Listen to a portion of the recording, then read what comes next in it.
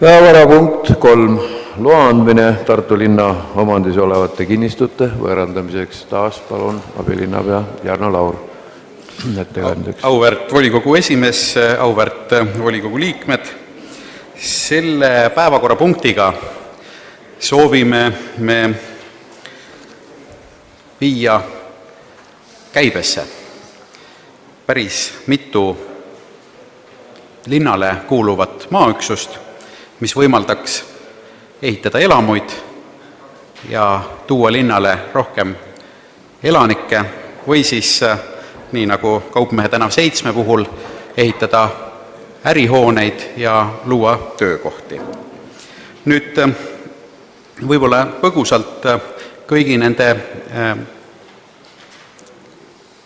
võõrandatavate maade kohta paari sõnaga. Positsioonid 1 ja 2 ehk siis Mäe tänav 11 ja 13 kinnistud on Tartu linnale kuuluvad kinnistud, millel on projekteerimistingimustega antud ehitusõigus kummagile ühe korterelamu rajamiseks ja kokku nendele kahele kinnistule on võimalik rajada 10 korterit. Ühele 6, teisele 4. 2 korrust on seal ehitusõiguse ülempiir ja nii see peaks tooma siis kaasa selle, et need kinnistud on võimalik müüa circa 40 kuni 45 000 eurose alghinnaga kumbki. Nüüd järgmine on positsioon 3, Anton Hansen Tammsaare 6A, täna veel transpordimaa, aga perspektiivis elamumaa funktsiooniga kinnistu, millele on projekteerimistingimustega antud ühe korterelamu rajamiseks ehitusõigus. Hoone on 3 kuni 5 korrus sellisena võimalik teha, korterite arvuga 16 kuni 23, 23 sellisel juhul, kui parkimine on hoone mahus osaliselt. See tähendaks seda, et me räägime kinnistu puhul alghinnast circa 80 000 eurot.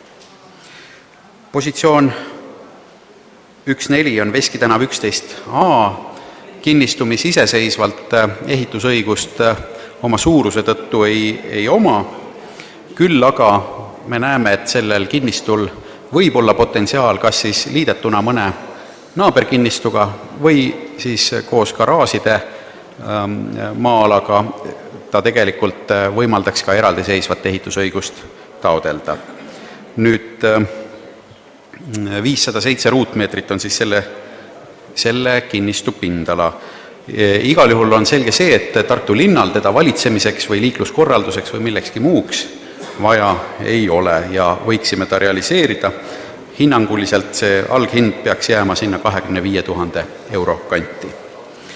Nüüd jõuame ühe suurema kinnistuni, mis on kokku siis 18 500 ruutmeetrit ja asub väga, kuidas öelda, perspektiivikas piirkonnas ehk siis meie Ropka tööstuspargis vangla seina ääres ja tegelikult, kui ma ütlen perspektiivikas, siis ma tegelikult ei olegi irooniline, vaid Ropka tööstuspargi maade vastu on huvi äärmiselt suur.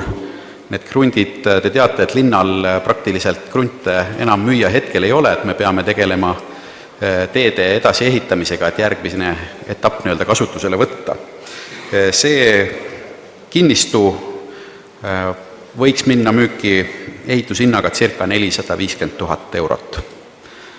Arvestades tema suurust, positsiooni ja ka likviidsust on see siiski üpriski realistlik. Nüüd Fortuna tänav 19 on küll pindalalt üpris suur, circa 1500 ruutmeetrit elamumaa siil, aga oma geomeetria puhul tõttu iseseisva ehitusõiguse rakendamiseks ilmselt suhteliselt ebapraktiline. Selle kinnistu suhtes on tegelikult kinnisvaraettevõtted avaldanud soovi osaleda oksjonil ja meil loomulikult, arvestades asjaolu, et valitsemise otstarbel teda vaja ei ole mõtet ka seda soovi tagasi lükata. Hinnanguliselt võiks see alghind olla 90 kuni 100 000 eurot. Nüüd jõuame positsioonini 1.7, mis tegelikult tähendab 5 krunti, moodustatavat krunti.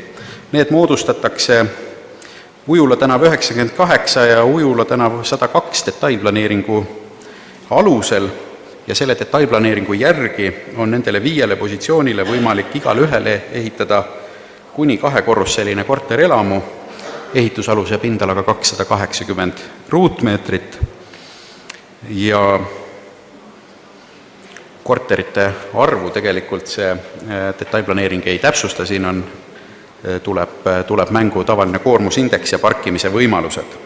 Need kinnistud on kõik hinnatud umbes 90 kuni 100 000 euroni igaüks, ehk sisuliselt me räägime siin circa 1,5 miljonist eurost.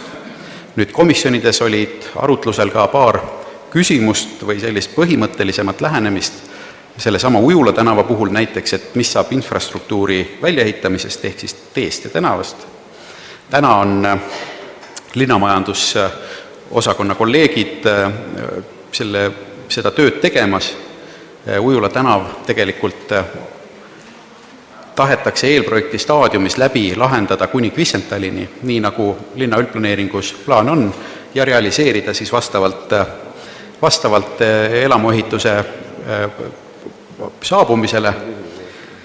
Ja kui me räägime, et selle kruntide kompleksi käiku andmiseks oleks vaja rajada circa 300 meetrit tänavat, siis me umbes hindame selle 240-300 000 peale selle investeeringu suuruse ja see oleks siis otstarbekas ära teha, arvestades, et ka teisel pool seda tänavat on tegelikult linnale kuuluvad krundid, mida pikemas perspektiivis linn kavandab samuti võõrandada.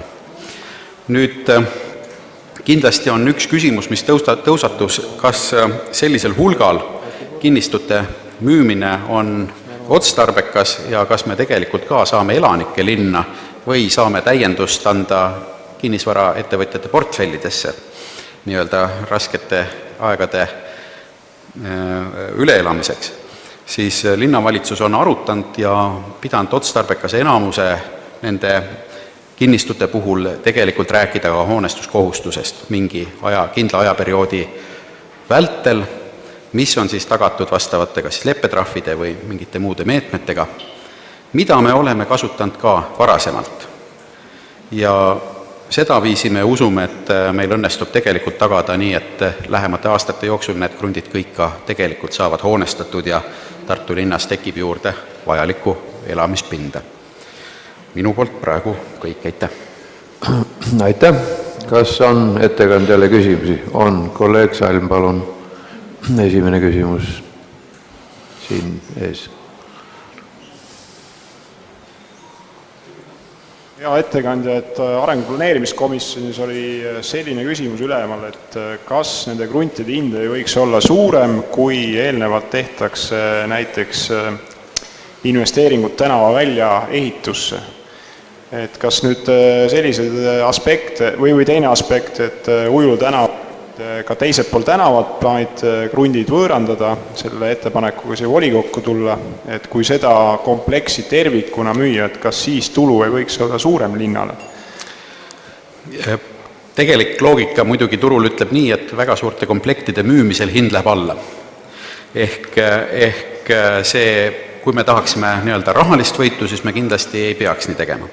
Nüüd täna vaadates seda 5 komplekti, siis ka need arendajad, kellel on rohkem krunte korraga käes, reeglina ikkagi ehitavad ja müüvad neid teatud optimaalse tempoga. Ka näiteks Kummeli tänava arenduses, kus on väga soodne hind ja väga likviidsed korterid, on see jõudlus ikkagi circa 1 maja 3 aasta jooksul, 20 korteriga. Ehk et meil ei ole mõtet eeldada, et ka seda piirkonda nagu väga palju suurendades me saavutame mingisuguse oluliselt parema ehitustempo. Hinda me ei saavuta niikuinii. Nüüd tänava puhul kindlasti on oluline müügiargument see, kui linn ütleb, et see tänav saab korrastatud ja tuleb. See on väga selge, me ei pea ennem tänavat valmis ehitama, et siis majade ehitamise käigus see asfalt üles kaevata. Et seda ei ole mõistlik lihtsalt teha.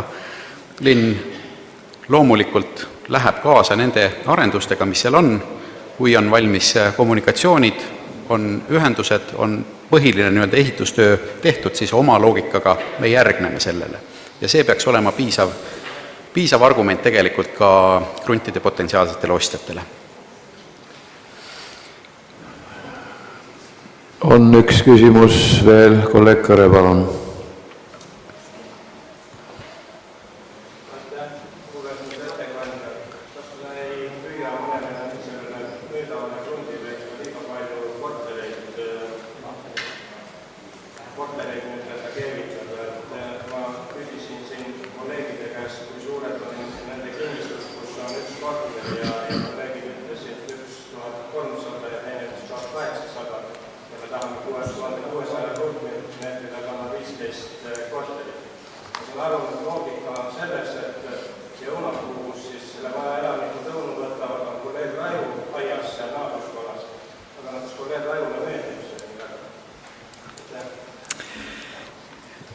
See tihedus on loomulikult mitte suurem kui see, mida Tartu reeglina lubab, ehk siis nii-öelda koormusindeks on meil endiselt sama. See koormusindeks ilmselt tagab meile lahedamad elutingimused, kui mõnedes Tartu naaberomavalitsustes lubatakse. Aga täna ehitusõiguse puhul me pigem oleme kuulnud nagu vastupidist kriitikat, et nende kinnistute puhul ei ole nii-öelda maksimaalselt üritatud neid väärtustada, sest iseenesest koormusindeks lubaks rohkem. Teine aspekt on kindlasti see, et millises turunišis me eeldame, et need korterid või elamispinnad saavad olema. Kui me reaalselt tahame võistelda näiteks Vahikülla ehitatavate korterelamutega, sellisel juhtumil me väga hõredat asustust kahjuks ei saa lubada, sest see omakorda viib nii-öelda hinna ülesse.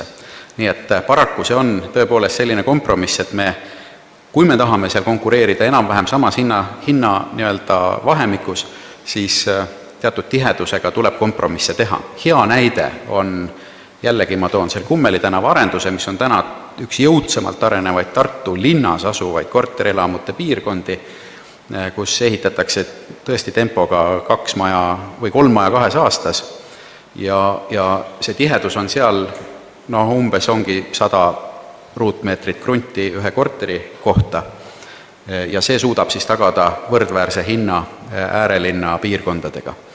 Igal pool mujal, kus on tihedus teine, kahjuks me jääme nii-öelda selles võistluses igal juhul alla. Aitäh! Siiski, veel üks küsimus, palun. Kolleeg Kõre. Aitäh, et täpsustame siis, mis selles Tammsaare tänavas selle ehitamishinna üles viib, et seal ei tohiks olla vajadus suure infrastruktuuri kulutuse tegemise järele. Haljastus sisuliselt on seal olemas, tänavad on olemas, et mis selle hinna seal üles viib, et me peaksime need korterid maksimaalselt seal planeerida. Seal on lubatud 16–23 korterit, see ei ole ülearu palju, see on täiesti võrreldav sama hoonestusega, mis seal ümberringi on, täpselt sama tihedus. Ehk me eeldamegi, et see tuleb üpriski mõistliku hinnaga kinnisvara. Aitäh, aga Olev Raiu arvamuse me saame kohe kuulda. Kaasettekandjaks siis linnavarakomisjoni esimees, palun.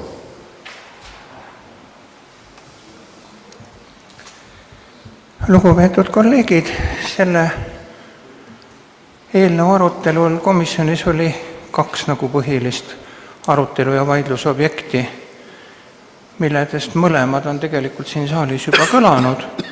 Esimene tulenes just nendest samadest Ujula tänava majadest ja kerkis küsimus, aga ostavad ära ja ei ehita, et kas panna hoonestuskohustus peale. Üks komisjoni liige tegi isegi ettepaneku, et kõik maatükid, mis müüaks, olgu hoonestuskohustusega. Komisjon seda siiski ei toetanud, arvestades, et linnavalitsus on väga mõistlikult valinud, kuhu seda kohustust panna või mitte panna. Mõnel pool on ta õige, mõnel pool ei ole ja seetõttu me niisugust muudatusettepanekut ei teinud. Teine oli seesama Tammsaare 6A. See on siis seal garaažide taga ja lasteaia, garaažide ja lasteaia vahel. viiekordsete majade kõrval. Praegu on ta transpordimaa ja nagu oli juttu, et võiks nagu lasteaia parkimisplats olla. Eks ta on parkimisplats praegu kah, ainuke väike viga on, et praegu saavad teda kasutada ainult amfiibautod. Võib-olla talvel jääga saavad teised ka. Ja erilist perspektiivi siiski sellel krundil parkimisplatsina ei ole, samuti arengu- ja planeerimiskomisjon oli seda asja arutanud, ümbruskonna elanike poolt protesti ei olnud ja seetõttu meil ei pidanud ka vajalikuks hakata seal omapoolset protesti esitama. Lõpptulemus, komisjon toetas ühel häälel seda eelnõud. Aitäh! Aitäh! Kas on küsimusi? Ei näe. Sõnavõtusoove laekunud ei ole. Repliigisoove ei näe. Kas on lõppsõnasoovi? Ei näe. Panen hääletusele, kes on seda meelt, et see otsus vastu võtta. Palun käega märku anda nüüd.